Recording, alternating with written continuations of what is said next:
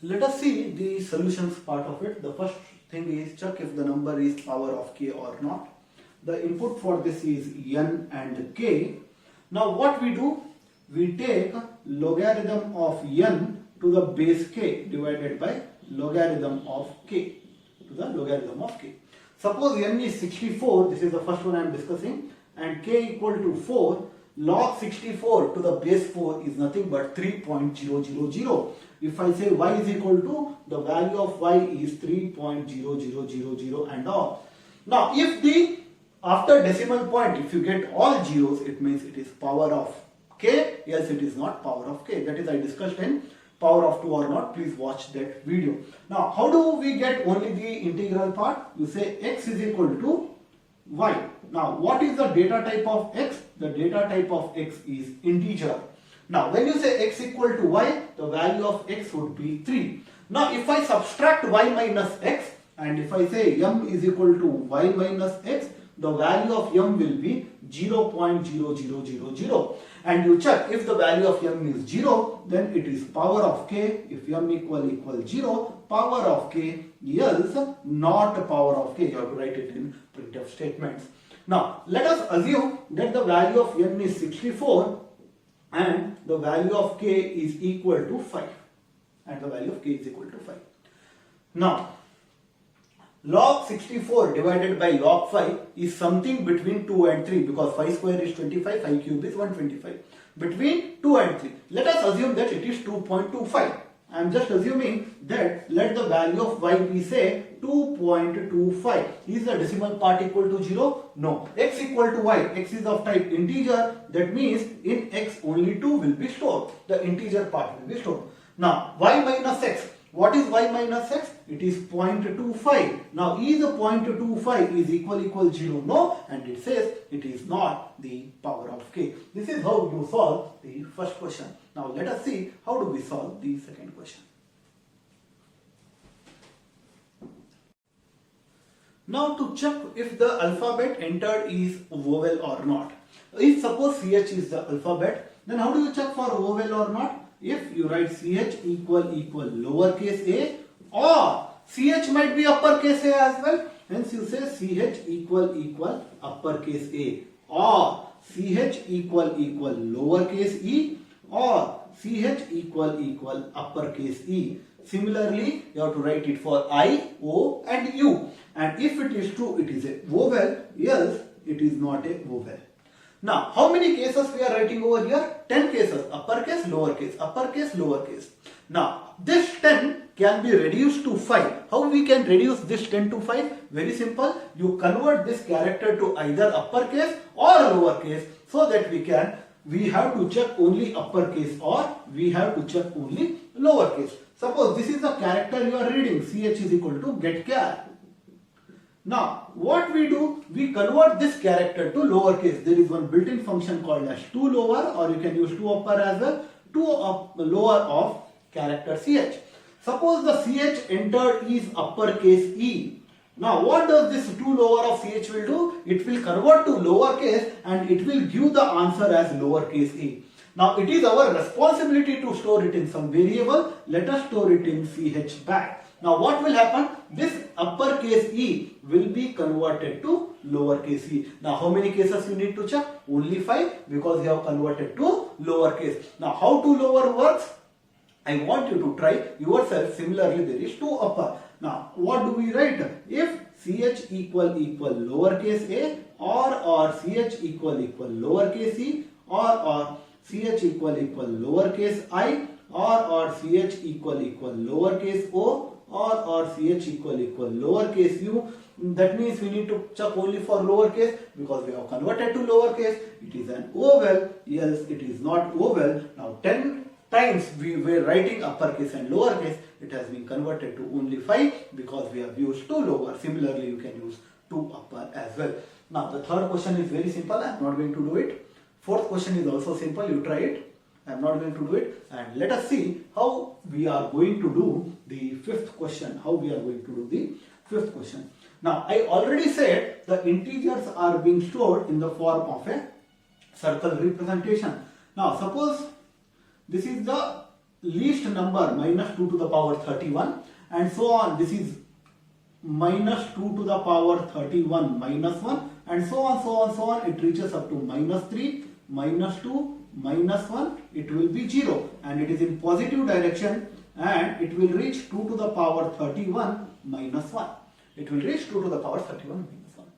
Now, when does the overflow will happen? Overflow means you are not getting the required answer. What do I mean? I already said 2 to the power 31 minus 1 is nothing but int max. Is nothing but int max. Suppose I say int x is equal to int max. Now what is int max? Int max is nothing but the maximum integer which you can store, that is 2 to the power 31 minus 1. Please watch this video. Okay, now this is x. Now if I say int y is equal to x plus 1, now can I store x plus 1? 2 to the power 31 minus 1 plus 1 is 2 to the power 31. Can I store 2 to the power 31 in an integer? No, you cannot store. That means it has been overflown. Now, whenever you add 1 to a number, we go in the clockwise direction. And what will be the value of y? The value of y will be minus 2 to the power 31 and this is also called as int min. That is the minimum number that you were being storing. It means there was an overflow. Now, when there will be overflow, when you add two numbers, it will be overflow. Now, if I subtract two numbers, let us see what do I mean by this. If I say int x is equal to int min, this is the next example. Now, when I say int min, it is minus 2 to the power 31. And if I write int y is equal to x minus 1. Now, what is the minimum number that you can store? Minus 2 to the power 31 minus 1. It's not possible to store because the least number that you can store is minus 2 to the power 31. That means whenever you get in the negative direction, you go in the anti-clockwise direction. This is our assumption. You can change it as well. And what will be the value of y? The value of y will be 2 to the power 31 minus 1. That means you expected negative answer, you got positive answer. This is the case of overflow. It means when you have two numbers, int min is negative number and you are subtracting as well, but you get a positive number. It means if now int min x is also negative and this minus 1 is also a negative.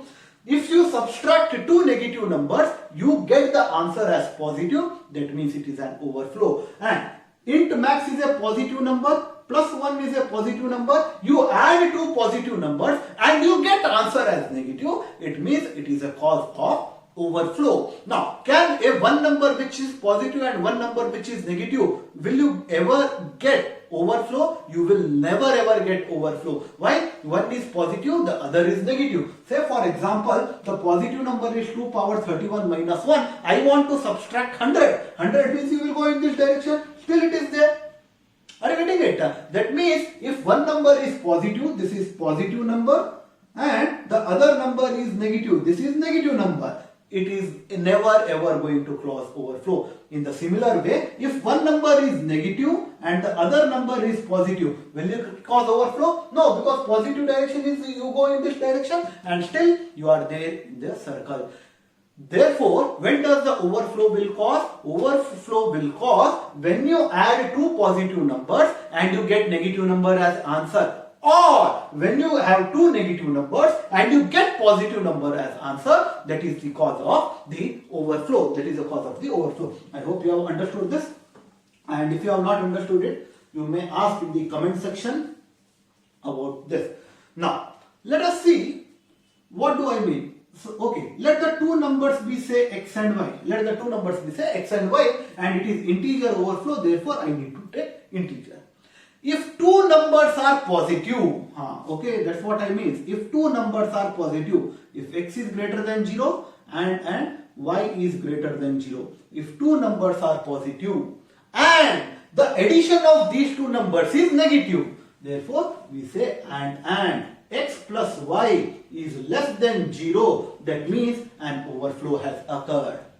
There is one more condition. What is that one more condition? If the two numbers are negative, x is less than 0 and y is less than 0, and the addition of these two numbers is greater than 0. Can ever you add two negative numbers and you get a positive number? No. Can ever you add two positive numbers and get a negative number? No. If such thing happens, then it is a case of overflow. Tick mark means overflow, else it is not an overflow. This is how we write the program for the fifth one. You can put this in a main and you can test it yourself. Okay, and again I strongly suggest, before you solve this problem, saw the video, please see the video on the integer number representation.